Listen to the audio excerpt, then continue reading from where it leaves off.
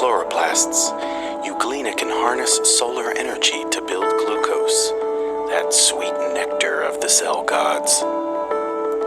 To do this biochemical wizardry, Euglena needs 6 parts water and 6 parts carbon dioxide, and a team of dedicated molecular machines called proteins. Chlorophyll molecules shuffle high-energy electrons to nearby proteins and then, to ease their pain, rip electrons from water molecules, sending oxygen on a trip out of Euglena into the world beyond. The electron shuffle that occurs in the chloroplast membrane generates high-energy molecules perfectly suited to the chemistry of glucose construction. In a series of energetically favorable reactions, Euglena seduces carbon dioxide molecules to become glucose.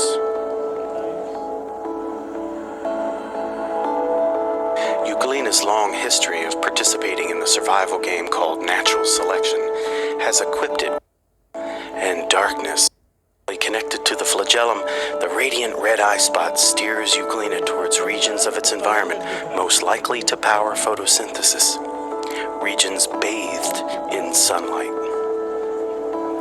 With an abundance of photosynthetic gifts, Euglenas frolic in the sun-filled ponds and streams around the world. Ever listening to the genetic whispers of their ancestors, Euglenas earnestly battle the darkness, evade enough predators to avoid extinction, and continue to win the struggle for existence that characterizes life on Earth.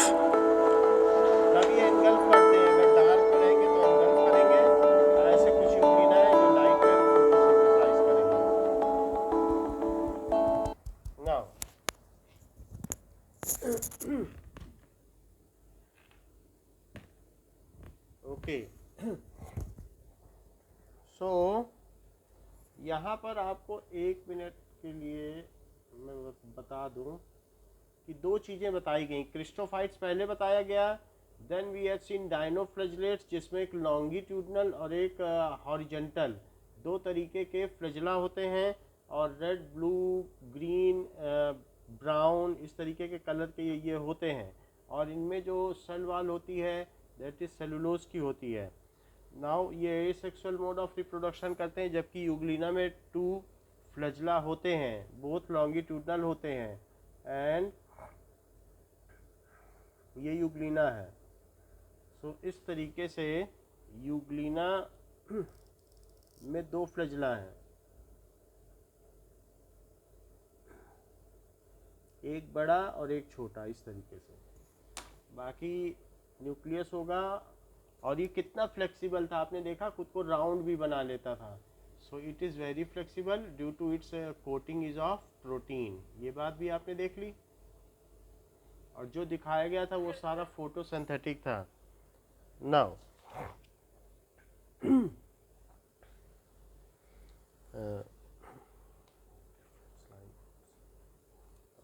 Next is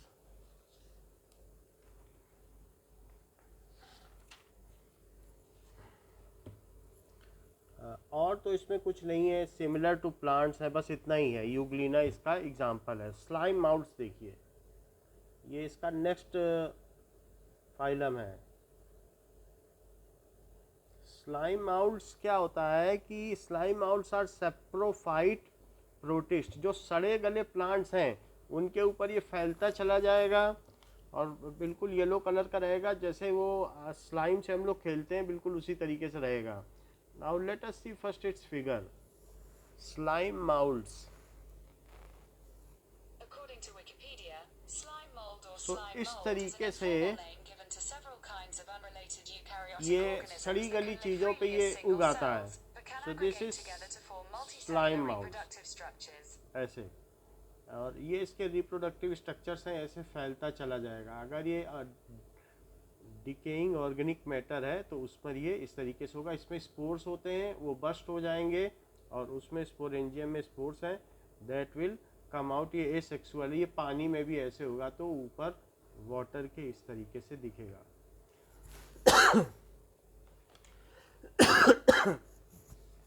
slime moulds are saprophyte protist.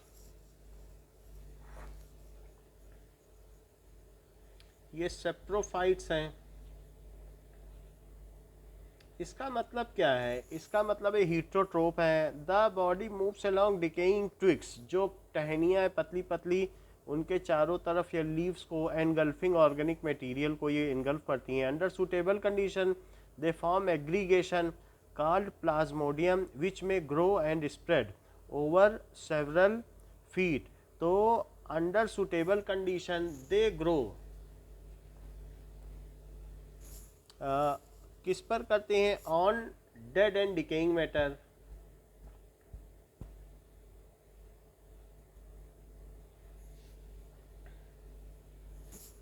Under suitable condition they form an aggregation called plasmodium which may grow and spread over several feet.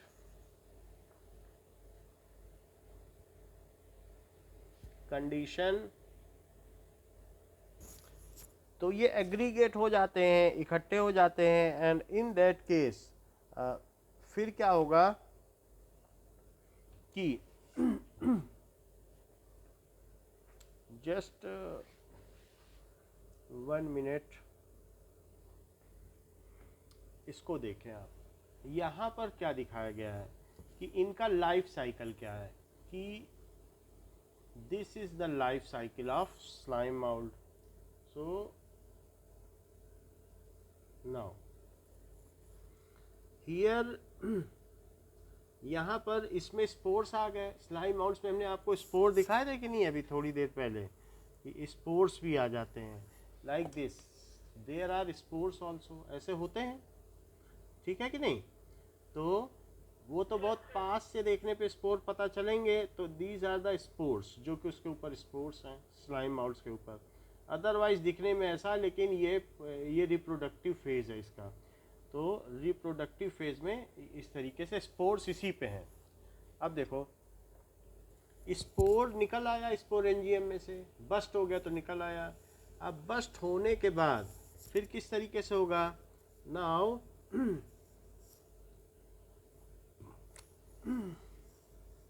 the first stage of the life of slime mold is a spore. The spore is an inactive reproductive cell. When the spore germinates, it produces the second stage, a single celled active form.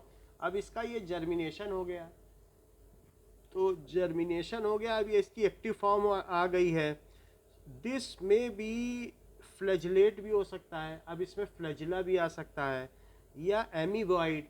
यहाँ पर active form के बाद ये amoeboid हो सकता है, यानी irregular slab भी ले सकता है, या दोनों भी हो सकता है। एमीबॉइड के साथ फ्लैजिलेट हो सकता है। तो इसके दो तरीके बताए, एक में दिखाया एमीबॉइड है, दूसरे में क्या दिखाया? दूसरे में दिखाया फ्लैजिलेट है। और फ्लैजिलेट के साथ भी एमीबॉइड भी हो सकता है, दोनों भी हो सकता है।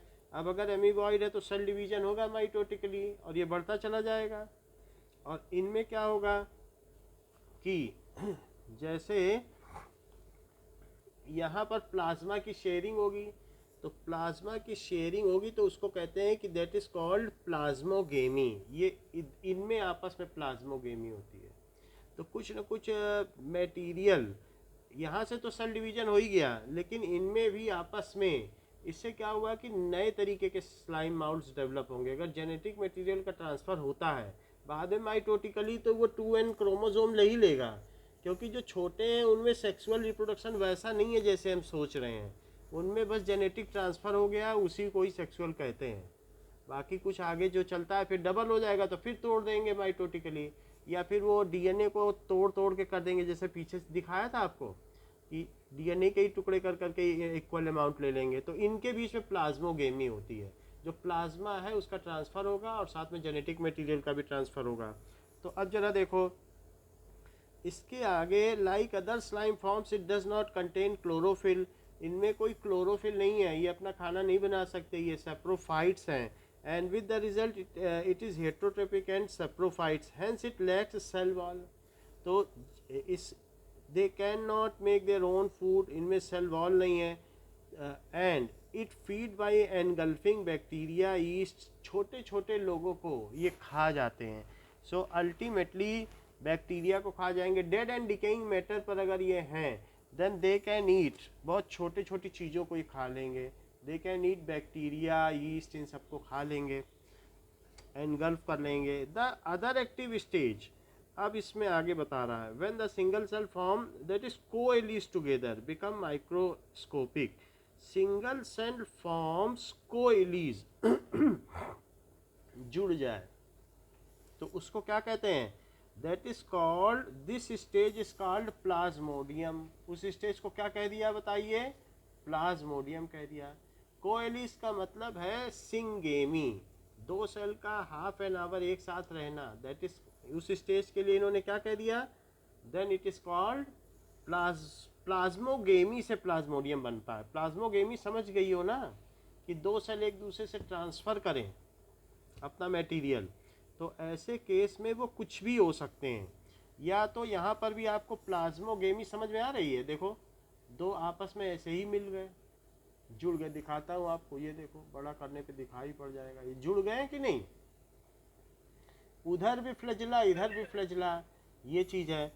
ऐसे भी जुड़ सकते हैं, जुड़ गई है। यहाँ अलग अलग थे, अगर ऊपर ऊपर देखोगे तो अलग अलग हैं, लेकिन जुड़ गए। ऐसे भी जुड़ सकते हैं, ऐसे न जुड़े तो आपस में इधर वाले भी जुड़ सकते हैं, उधर वाले भी जुड़ सकते हैं, कुछ भी हो सकता है।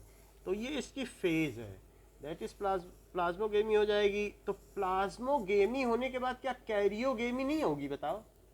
अब क्या न्यूक्लियस फ्यूज नहीं होंगे? भाई एक स्पर्म भी अगर जाता है किसी ओवम में तो पहले प्लाज्मोगेमी होती है, फिर कैरियोगेमी होती है। पहले प्लाज्मा शेयर होगा दोनों का, तभी तो उसी प्लाज्मा के थ्रू ही तो न्यूक्लियस मिल जाते हैं, और न्यूक्लियस के फ्यूजन को ही तो फर्टिलाइजेशन कहते हैं। बोलो, ये कैरियोगेमी समझ में आ गई ना आपको? प्लाज्मोगेमी और karyogamy. When two cell fuses, then their plasma becomes one. It is called plasmogamy. After that, nucleus come together and fuses within each. तो उसको क्या कहेंगे बताइए? कैरियोगेमी। कैरियोगेमी के बाद में क्या बनेगा जब कैरियोगेमी हो जाएगी? ये देखो, कैरियोगेमी के बाद में अब आगे देखो this is young plasmodium. Plasmodium is generally found in cool moist shady place. अब आपकी बुक में क्या लिखा है कि स्लाइम माउल्ड्स में they form an aggregation called plasmodium. जब ये जुड़ जाते हैं तो जुड़ने के बाद क्या बना देते हैं? प्लाज्मोडियम लिखा है कि नहीं? दे एग्रीगेट हो गए एंड फॉर्म प्लाज्मोडियम। ओके, अब हम आगे देखें। प्लाज्मोडियम में भी सेलुलर और ए सेलुलर, चाहे ये सेलुलर भी हो सकता है या when cellular its cytoplasm is restricted by cross walls to the cells. Plasmodium में यानी ये सेलुलर भी हो सकता है, इसके अंदर जो साइटोप्लाज्म है वो बाहर न जा सके। और एक ए सेलुलर है कि कोई मतलब कि if acellular its cytoplasm is not restricted cells, ये बाहर भी जा सकता है तो लिसलिसा हो जाएगा। वरना इसे स्लाइम माउल्ड क्यों कहा गया? ये लिसलिसा क्यों है? अगर इसका बाहर चला जाए, आपने देखा है ना वो खेलने वाला स्लाइम, तो वो बिल्कुल उसी से रेप्लिका है। अगर उसका जो साइटोप्लाज्म बाहर चला जाए तभी तो चिपचिपा होता है। भाई लोग खेलते होंगे, तुम्हारे छोटे भाई नहीं? तो if it is acellular then its cytoplasm can come outside. In either case the plasmodium act as a single organism. ये सिंगल ऑर्गेनिज्म की तरह जो प्लाज्मोडियम है वो काम कर रहा है। अब प्लाज्मोडियम आपने ये देखा है कि मलेरियल पैरासाइट है, जिसको कि जो मादा मच्छर है वो क्या करती है? फैला देती है। तो इट इज़ मलेरियल पैरासाइट है, और जो फीमेल एनोफिलीज है वो बढ़ा देती है। और प्लाज्मोडियम आपको मालूम है क्या? ये मल्टीपल फिजन होता है। बोलो, ये भी देखा है कि बाइनरी फिजन और मल्टीपल फिजन? तो प्लाज्मोडियम में क्या होता है बताओ? तो क्या यहाँ पर जब ये सेल इस तरीके से मिल गए और अंदर ये फिजन होने लगा, ये यंग है और यहाँ बहुत सारे बन गए, तो क्या ये ओल्ड जो प्लाज्मोडियम है क्या ये मल्टीपल फिजन नहीं? आप पास से देख लो जरा, दिख रहा है मल्टीपल फिजन, बहुत सारे हैं इसके अंदर। और इसके बाहर सिस्ट है। इसके बाद क्या होगा, जब ये एक साथ हो गए, इसके बाद जब सिस्ट है तो अब ये मियोसिस होगी। मियोसिस से क्या होगा कि स्पोर्स निकलेंगे, स्पोर्स बनेंगे। तो स्पोर जब बनेंगे, ये वही येलो पोर्शन है जो अभी आपको दिखाया था। ये इन दोनों में फ़र्क ना समझना कि ये जो यहाँ येलो दिख रहा है और ये येलो दिख रहा है, ये अलग अलग है। ये अलग अलग नहीं है। This yellow and this yellow is same, एक ही है। ये समझ में आ गई बात। तो ये येलो है। अब इस मियोसिस से क्या होगा, ये है स्पोरेंजियम, जिसमें स्पोर रहते हैं, उसको कहते हैं स्पोर। और एंजियम यानी उसका कोश जिसमें रहते हो, ये स्पोरेंजियम कहलाता है, ये जो सिस्ट के साथ है। ठीक है। और ये इसकी फिलामेंट है, जिस फिलामेंट से किसी सड़ी गली चीज़ से ये जुड़े हुए हैं उसको क्या कहेंगे, फिलामेंट है। स्पोर का फॉर्मेशन होता है, फिलामेंट बन जाता है। अब देखो तो जहाँ तक बात है कि ये इस तरीके से हो, इसमें ये है आपका, ये स्पोरेंजियम है जिसकी मैं बात कर रहा हूँ। ये नीचे फिलामेंट होगा, और भी अगर हम मैग्नीफाई करके देखें तो ऐसा होगा। अच्छा, अब ये जब स्पोर बस्ट होंगे तो जो बस्ट होगा वो बताओ हैप्लॉइड होगा कि डाइप्लॉइड?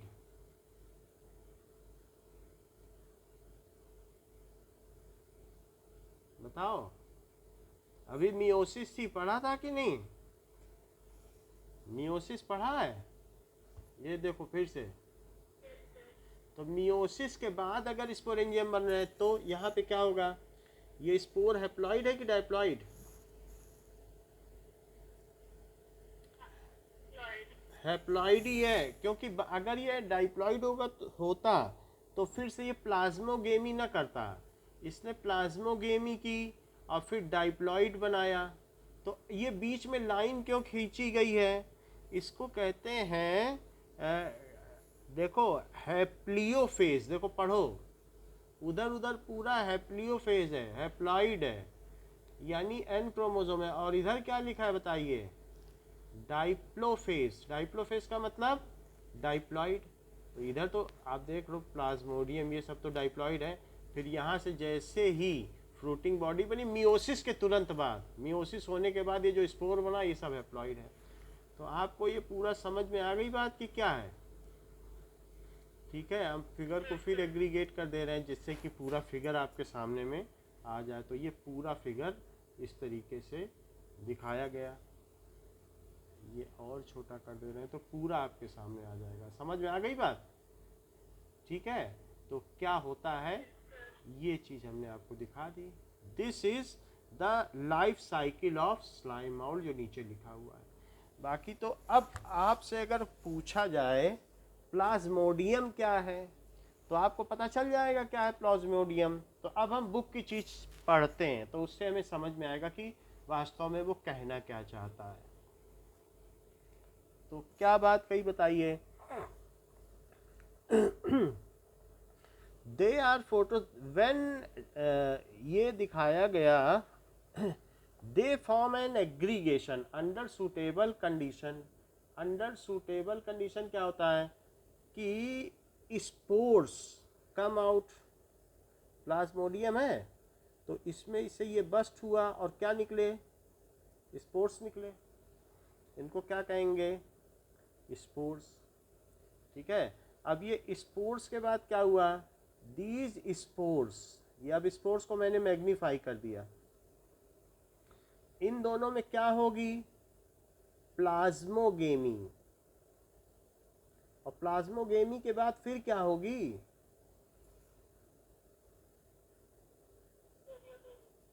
कैरियोगेमी हो जाएगी। फिर इसके बाद ये दोनों मिल जाएंगे और मिलने के बाद ये अब डाइप्लॉइड हो गए। डाइप्लॉइड हो गए, इसे यंग प्लाज्मोडियम कहेंगे। जिसमें अभी मल्टीपल फिजन शुरू ही नहीं हुआ है उसको क्या कहेंगे,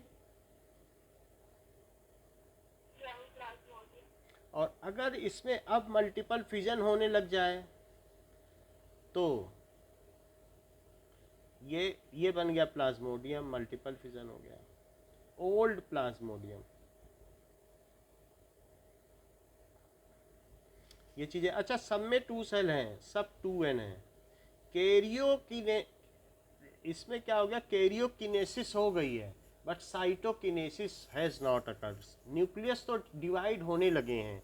सो कैरियोकिनेसिस का मतलब टूटना, किनेसिस का मतलब टूटना, किनेसिस अकर्ड बट साइटोकिनेसिस सेल नहीं टूटा है, हैज नॉट अकर्ड, तभी तो इसे मल्टीपल फिजन कहा गया। अकर्ड, तो ये स्लाइम माउल्ड जो है यही मलेरियल वो है पैरासाइट, तो इस तरीके से प्रोटिस्टा कैटेगरी में आता है। अब देखो बाहर की वाल को सिस्ट कहेंगे, बाहर की वाल क्या कहलाएगी, सिस्ट। ये हार्ड कवरिंग है कॉम्प्लेक्स शुगर की, ये हार्ड कवरिंग है। फिर इसके बाद क्या होगा, अब ये बात पूरी नहीं हुई है, अब इसके बाद होगा मियोसिस। मियोसिस के बाद क्या हो जाएगा, फिर ये अपने स्पोरेंजियम बनाएगा, फिर लाइफ साइकिल पूरा हो जाएगा, फिर इसमें से फूटने लगेंगे। बोलो है बात कि नहीं, वही उसी चीज को स्पोरेंजियम को ही तो हमने दिखाया था। नाउ अब यहाँ पर हमने आखिरी लाइन क्या लिखी थी कि under suitable condition, under suitable condition ये दे एग्रीगेट,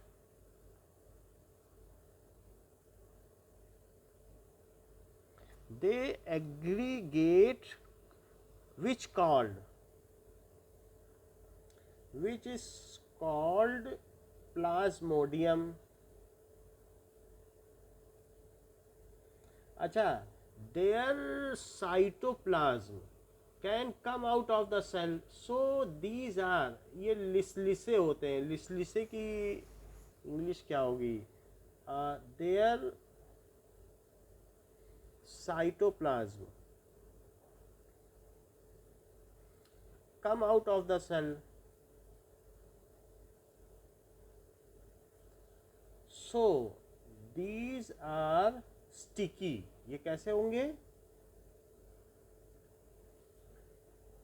स्टिकी होते हैं, and due to this they can aggregate over a large surface. जब चिपक जाएंगे सारे यूनिसेलुलर तो क्या बना देंगे, है तो unicellular he, and so they can colonize over a large surface।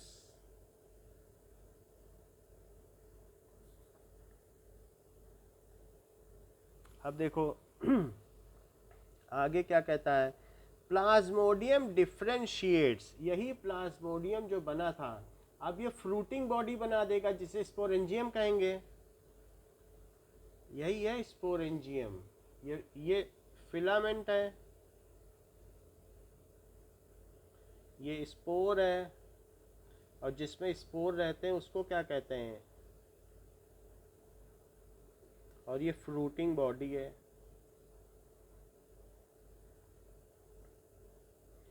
So plasmodium differentiate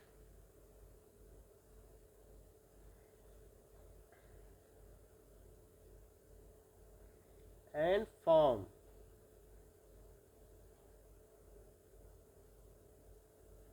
fruiting bodies। बाकी आगे क्या लिखा है, जो कि अंडर वो रेजिस्टेंट होते हैं, ठीक है, वो सब आपको मालूम है, 10th में आपको पढ़ा है। Spores form true walls, they are extremely resistant and survive for many years even adverse condition. Spore are dispersed by fruiting bodies हैं जिनको स्पोरेंजियम कहेंगे, containing spores and covered with complex sugar cyst. Complex sugar की wall होती है, called cyst. ठीक है, under favourable condition क्या होगा?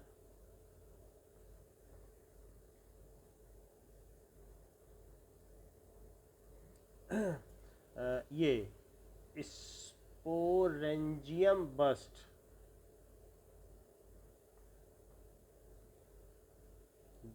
and spore get dispersed in air, get dispersed in air. Spores are a kind of gametes, क्योंकि ये haploid होते हैं। Spores are a kind of gamete जो कि जर्मिनेट तो करेंगे, लेकिन जर्मिनेशन के बाद इन्हें प्लाज्मोगेमी और कैरियोगेमी भी चाहिए। सो ये सब है। Plasmodium is a pathogen causing malaria. इसका साइंटिफिक नेम में एक और भी नाम आएगा, हमने पहले लिखा दिया था। So plasmodium is pathogen protista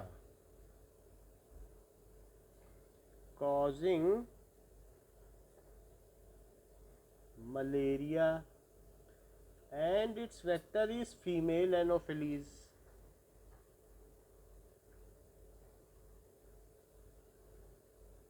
मादा मच्छर है,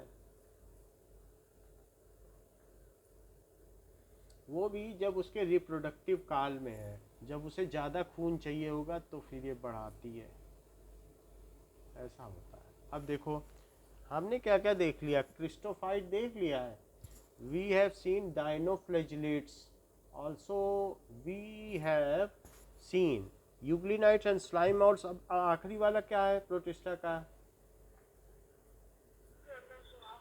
प्रोटोजोआ। प्रोटो यानी कि प्रिमिटिव, बिफोर, प्रोटो का मतलब है बिफोर और प्लस जुआ। So those organisms which existed before animals,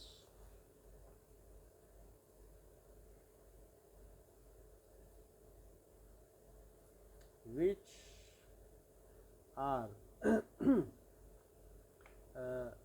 existed भी हैं और उनसे मिलते जुलते हैं, before animal।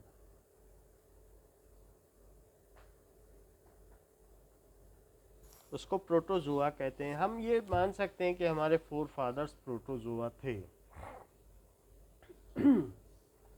इसका एटिमोलॉजी है फर्स्ट एनिमल्स, इन्हें फर्स्ट एनिमल्स कहा जाता है। नाउ दीज आर हीटरोट्रोपिक होते हैं। सो दीज आर हीटरोट्रोपिक,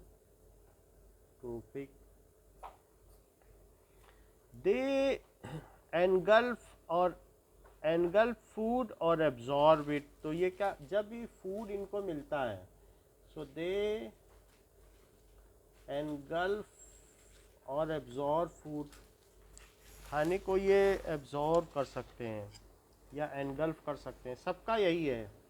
और absorb food, they reproduce asexually by fission और सेक्सुअली, दोनों ही हम बताएंगे आपको।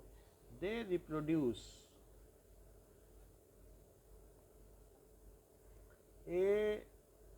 एसेक्सुअली और सेक्सुअली। जैसे कई बार अमीबा है, तो अमीबा अगर ये सिंगल अमीबा है, खाने का तो बताने की ज़रूरत नहीं है न्यूट्रिशन में कि इंजेशन होता है, फिर उसके बाद डाइजेशन होता है, फिर एब्जॉर्प्शन होता है, फिर एसिमिलेशन होता है, फिर इजेशन होता है। बोलो ये बात पता है कि नहीं? तो अब इनमें रिप्रोडक्टिव फेज देखो कि ये जैसे इनका मान लीजिए न्यूक्लियस पहले डिवाइड होगा, और न्यूक्लियस डिवाइड होने के बाद क्या होगा, ये डिवाइड हो जाएंगे। तो ये तो इनका एसेक्सुअल रिप्रोडक्शन है। अच्छा, पैरामीशियम। सो पैरामीशियम में देखो, तो ये पैरामीशियम है, दैट इज इनमें सीलिया होता है, पैरामीशियम का तो वीडियो भी दिखा देंगे। तो धीरे धीरे ये एक जगह कहीं जुड़े रहते हैं और फिर बाद में इस तरीके से ऐसे जुड़े रहेंगे, फिर अलग हो जाएंगे। ये पैरामीशियम में होगा, क्योंकि प्रोटिस्टा में बहुत सारे अलग अलग टाइप्स हैं। तो वो पैरामीशियम है, एमीबॉइड्स है, तो वो सब अभी हम देखेंगे। तो इस तरीके से ये तो इनमें एसेक्सुअल मोड ऑफ रिप्रोडक्शन हो गया। Now let us see cell division in paramecium. Amoeba का तो आपको पता है। Now cell division in paramecium.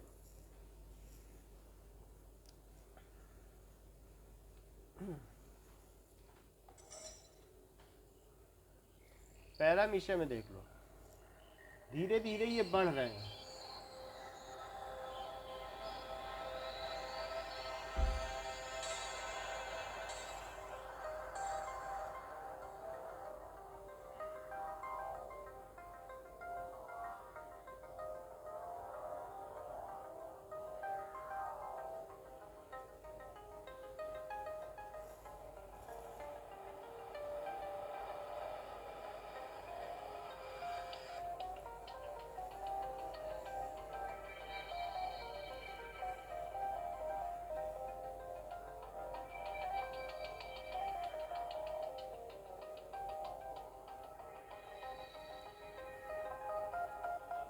सीलिया है लेकिन दिख नहीं रहा, चारों तरफ इसमें सीलिया है। बहुत ध्यान से देखोगी तो सीलिया दिखेगा। दिखा?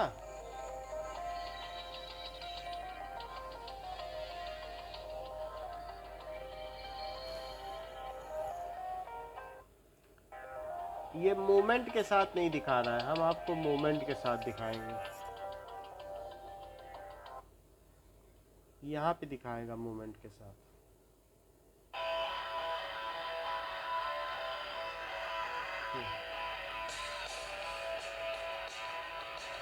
एक में दिखाई पड़ रहा है।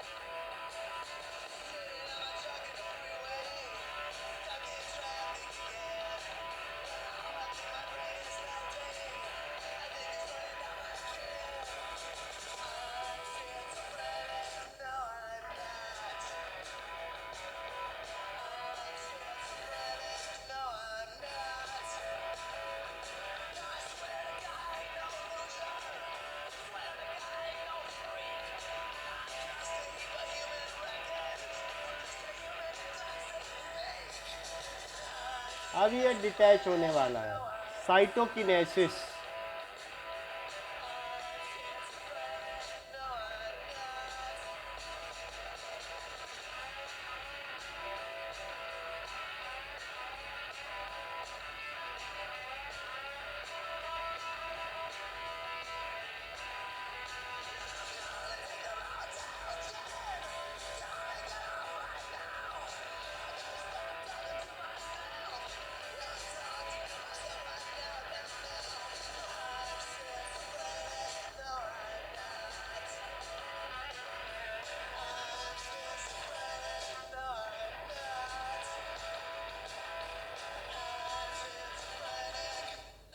ये अलग हो गया ना।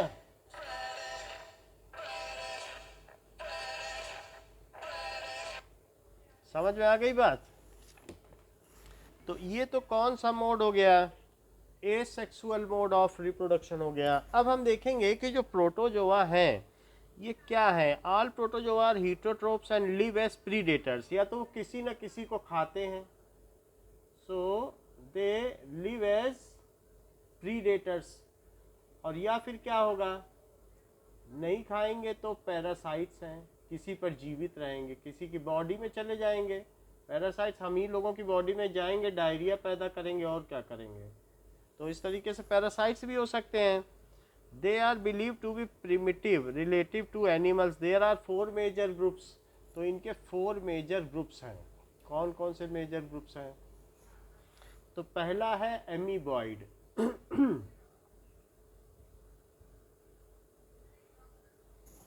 एमीबॉइड प्रोटोजोआ, तो इसकी कैटेगरी है on base these are in fresh water, sea water और मॉइस्ट सॉइल, तो ज़्यादातर पानी में रहते हैं। और दे मूव एंड कैप्चर, ये प्रीडेटर हैं, they are prey by pulling out pseudopodia, these are predators and catch their prey. इनका शिकार कौन होता है बताओ, ये क्या खाते हैं बताओ, अमीबा क्या खाते हैं? पैरामीशियम खाते हैं कि नहीं, हमने आपको दिखाया है पहले, बोलो याद है कि नहीं? हाँ, सो ये खा लेते हैं। तो बाई एक्सटेंडिंग देयर स्यूडोपोडिया,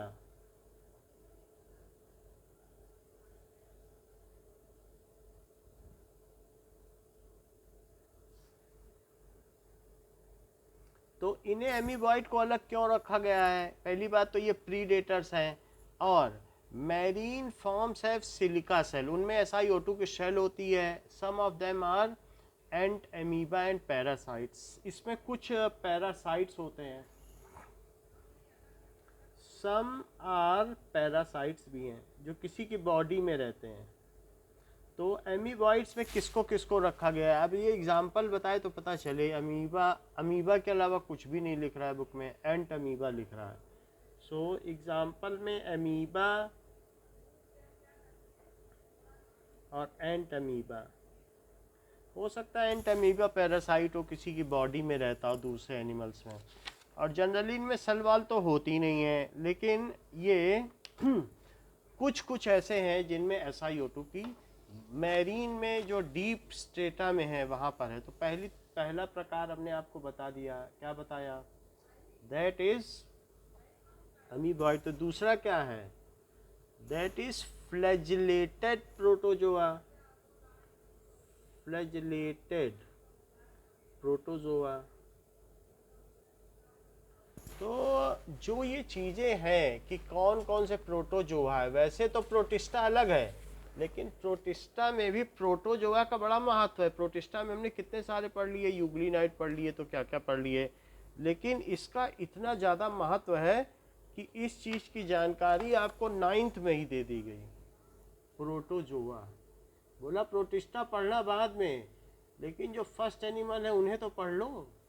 उन्होंने बता दिया यूग्लिना पढ़ो, यूग्लिनॉइड, एमीबॉइड पढ़िए, और फिर इस तरीके से दैट इज़ कि फ्लैजिलेटेड और सिलिएटेड। तो सिलिएटेड में पैरामीशियम है, सिलिएटेड फ्लैजिलेटेड, तो मतलब ये अलग अलग तरीके। खैर ये जो भी हैं, यूग्लिनॉइड को तो इन्होंने अलग ही रख दिया, बट और ये अमीबॉइड। समझ में आई कि कितना महत्व है प्रोटोजोआ का? उसके फाइलम तक को पढ़ा दिया 9th में। फ्लैजिलेटेड प्रोटोजोआ कौन है?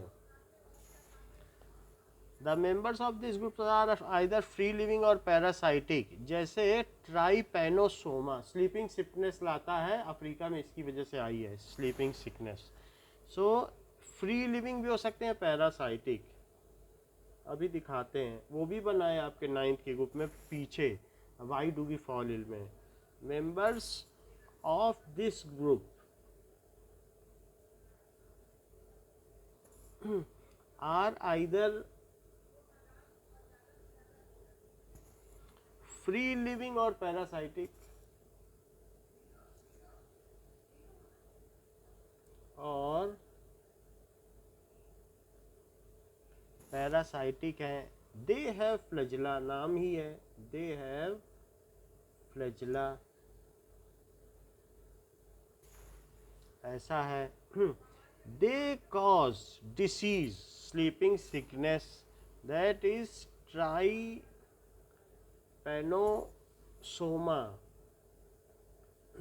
causes sleeping sickness।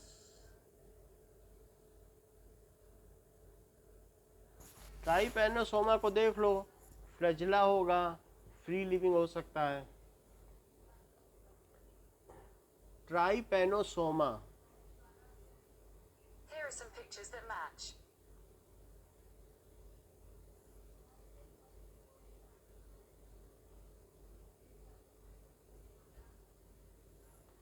नाउ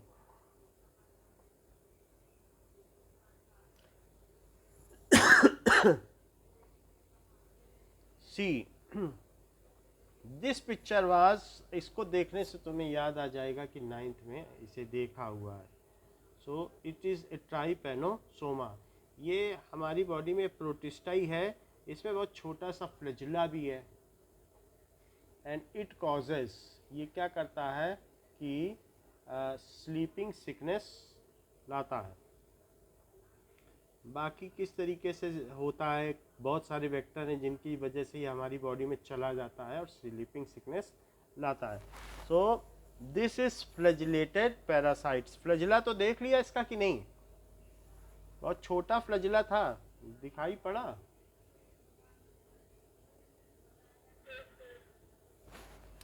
तो अभी भी इसमें 2 बचे हुए हैं जिसके बारे में हम लोग नेक्स्ट क्लास में पढ़ेंगे और फंगी के बारे में भी देखेंगे कि फंगी क्या है। इस क्लास के लिए इतना ही। Thank you.